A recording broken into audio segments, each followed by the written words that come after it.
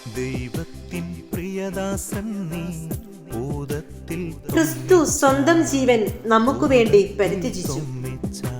നാമും സഹോദരങ്ങൾക്ക് വേണ്ടി സ്വന്തം ജീവൻ പരിത്യജിക്കുവാൻ കടപ്പെട്ടിരിക്കുന്നു.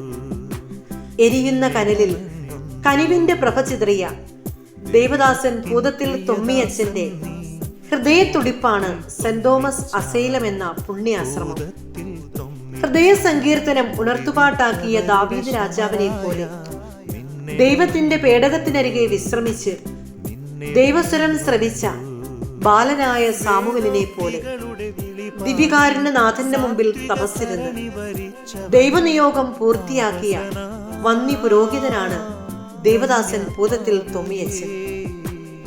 1925 മെയ് 3 സ്ഥാപിതമായ സെന്റ് തോമസ് അസൈലം ഇന്ന് ശതാബ്ദിയുടെ നിറവിലാണ്.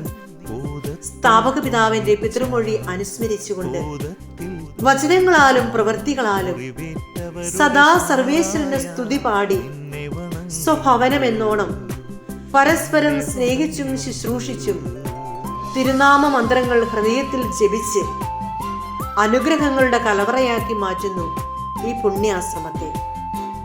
എന്നും കാലത്തിന്റെ ചുവരെഴുത്തുകളിൽ അവിസ്മരണീയമായ മാതൃവാത്സല്യത്തിന്റെ മകുടോദാഹരണമാണ് ദേവദാസൻ ഭൂതത്തിൽ തൊമ്മിയച്ഛൻ.